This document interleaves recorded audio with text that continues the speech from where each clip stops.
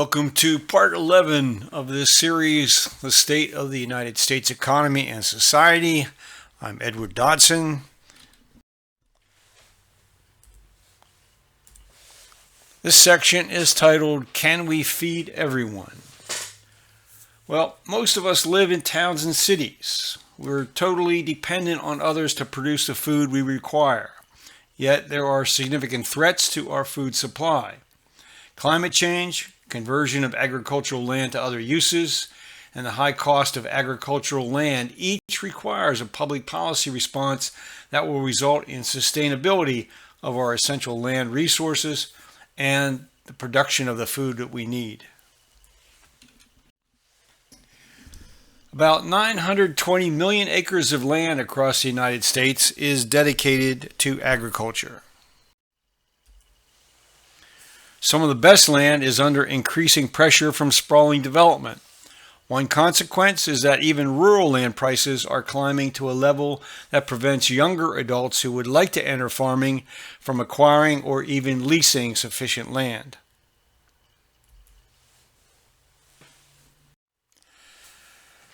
The U.S. Department of Agriculture estimates that almost 40% of U.S. farmland is owned by non-operators who lease land out to actual farmers.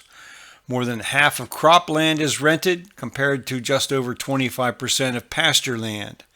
In general, rental activity is concentrated in grain production areas. The American Farm Bureau Federation data indicates that over 96% of all agricultural land is still owned by U.S. citizens or U.S. business entities. As of early 2026, foreign interests hold approximately 48 million acres of U.S. agricultural land, accounting for roughly 3.6% of all privately held farmland. The vast majority of this land, over 99%, is owned by U.S. citizens or investors from allied nations. Nevertheless, there is growing concern in the U.S. over food security. There are now 24 states that specifically limit or restrict foreign individuals, businesses, or governments from acquiring or owning an interest in farmland within their state. Those identified here in dark green passed laws regarding farmland in 2023. As of early 2026, about 29 states have laws restricting foreign ownership or investment in private farmland, driven by concerns over national security and food supply. While no state has a complete ban, these laws typically target non-resident aliens, foreign businesses, or foreign governments. Without doubt, the greatest natural threat to agricultural production is the combination of rising average temperatures and declining rainfall in many parts of the country. The nation's primary aquifers are also in decline, with the result that wide areas of land in arid regions may eventually no longer be able to rely on irrigation for cultivation of crops. The Ogallala Aquifer, whose total water storage is about equal to that of Lake Huron in the Midwest, is the single most important source of water in the High Plains region, providing nearly all the water for residential, industrial, and agricultural use. The disappearance of this supply of water would cause the value of land in the region to fall dramatically, and potentially a great migration of people from the region. The aquifer supports nearly 1/5 of the wheat, corn, cotton, and cattle produced in the United States. Crops provide grains and hay for confined feeding of cattle and hogs and for dairies. The cattle feedlots support a large meatpacking industry. All this is threatened by the loss of access to water, but conservation efforts are hampered by counterproductive subsidies that drive wasteful water consumption. Some far-sighted farmers are responding to these challenges. Even as they pursue efficiencies in irrigation, many are shifting from water-intensive crops like cotton to wheat. Still others, notably in West Texas, are converting back to non-irrigated dry land agriculture, a recognition of the stark limitations of irrigation dependency. Despite the economic importance of agricultural production, the preservation of water resources has not been addressed by the states that share and are dependent upon the aquifer. Well, let's take a look at agricultural exports. In 2024, the total value of U.S. agricultural exports was about $176 billion, with exports to 189 different countries and territories.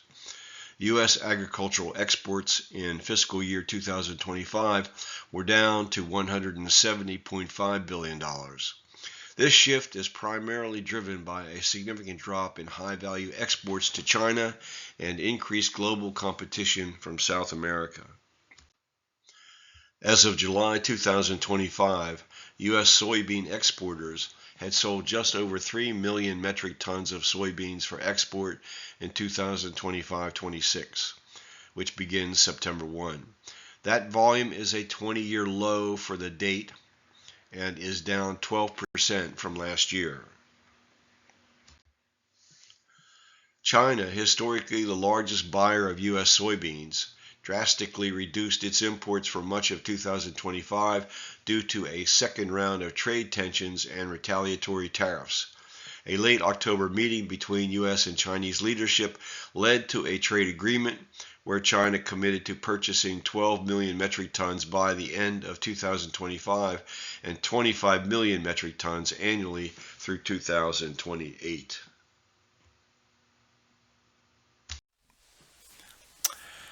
Well, there's also the great danger of monoculture risk.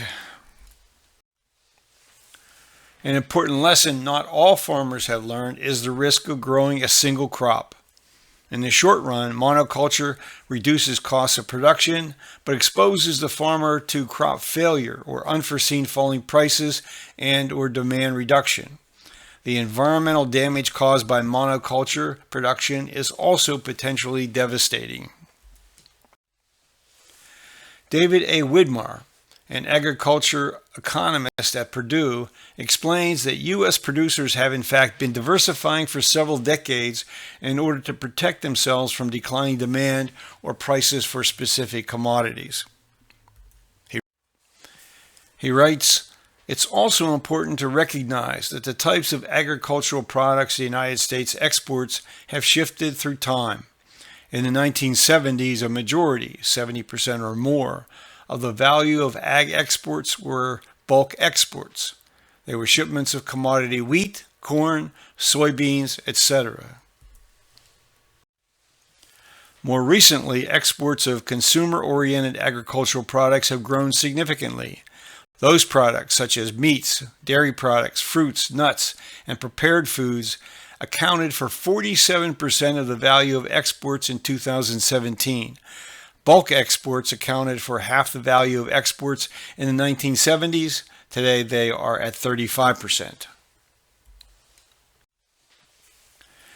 However, published statistics paint a complicated picture. A study published in January 2025 in the journal PLOS One shows that U.S. crop diversity is significantly lower today than it was 30 years ago. An analysis of the costs and benefits of monoculture versus polyculture farming concluded,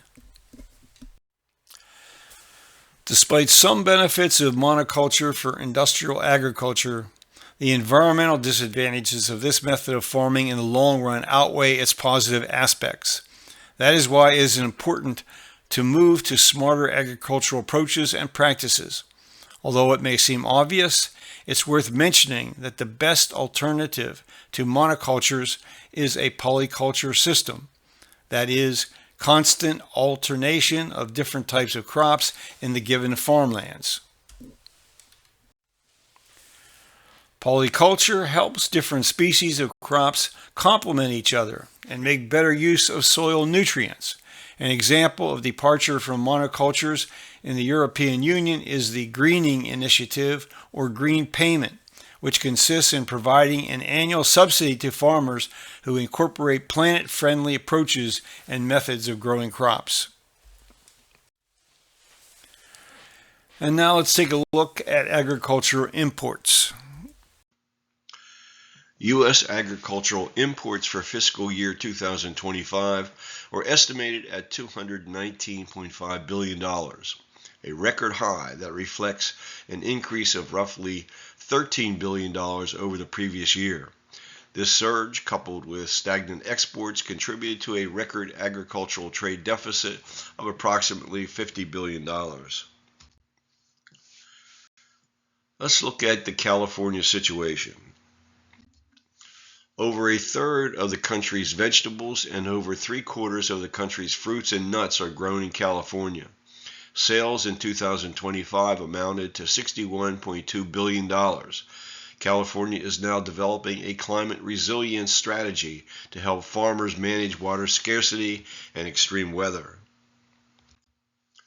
In 2025, the California almond industry experienced significant volatility as early optimistic production forecasts clashed with lower than expected harvest results, impacting sales and pricing strategies throughout the year.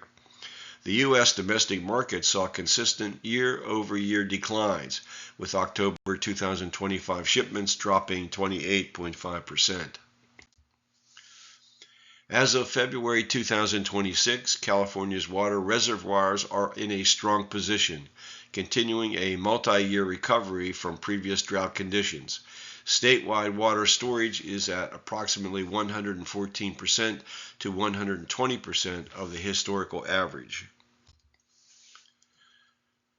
The total number of organic farms in the U.S. has recently declined, even as consumer demand and total sales continue to hit record highs. Despite fewer farms, the value of organic sales surged by 32% over the 5-year period 2017-2022, reaching approximately $9.6 billion in 2022. By 2024, total U.S. organic retail sales reached a record $71.6 billion. California's organic farm sales reached approximately $11.8 billion as of late 2025. This represents a nearly 22% increase over the previous 5 years, solidifying the state's position as the producer of more than 1/3 of all organic sales in the United States. Lettuce is the state's highest selling organic vegetable crop. Grapes are the most popular organic fruit. Almonds are the top organic nut. The state is also a top producer of organic broiler chickens and milk.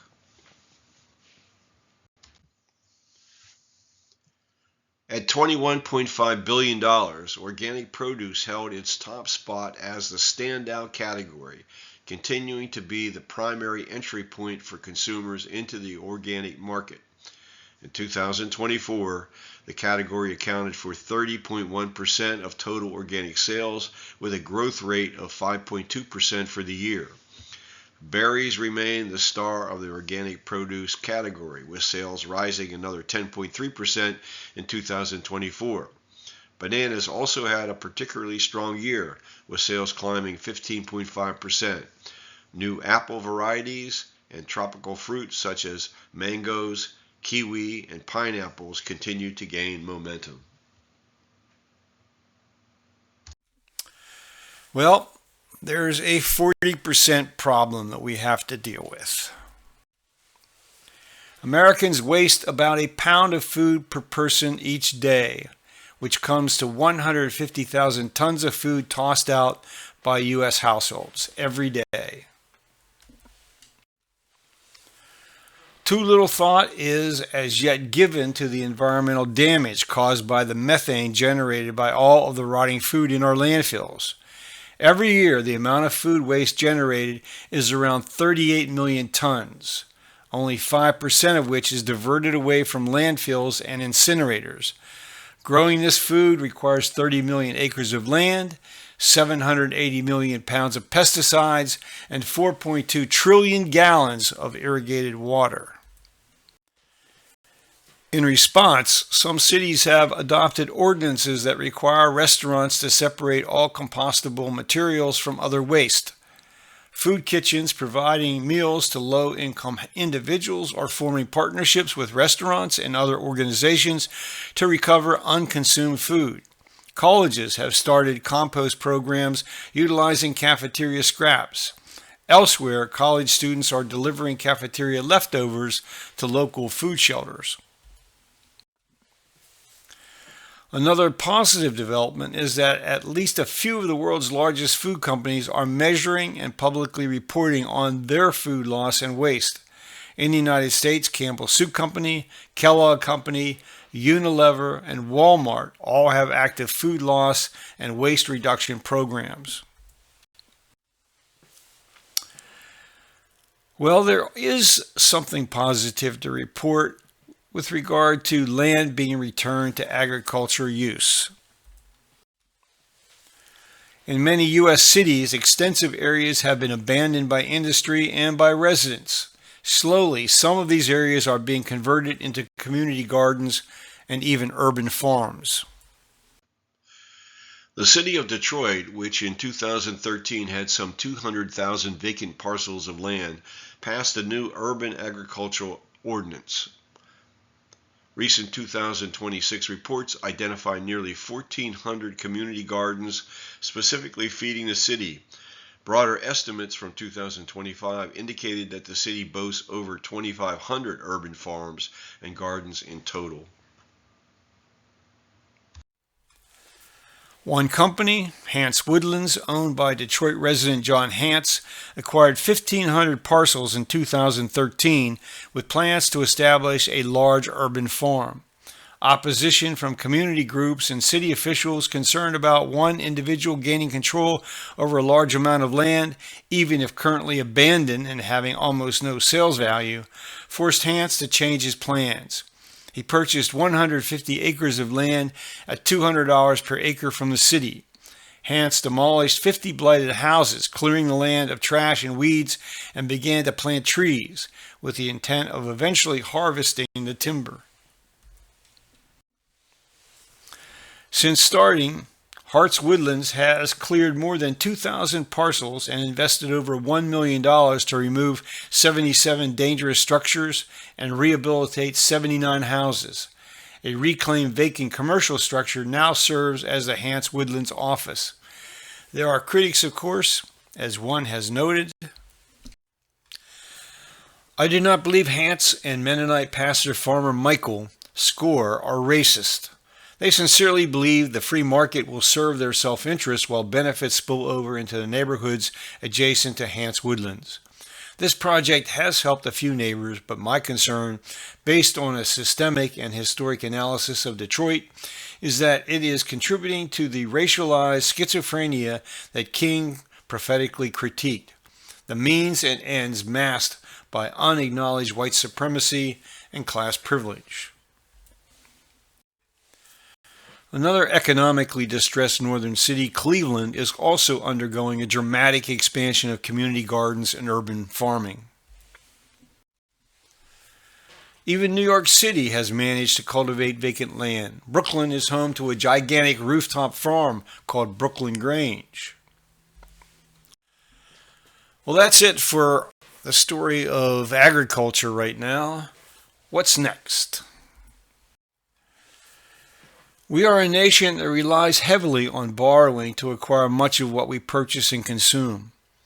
Our government at all levels also borrows in order to fund the construction of new infrastructure as well as to balance budgets. In short, we are at risk of death by debt strangulation. We will explore these issues next.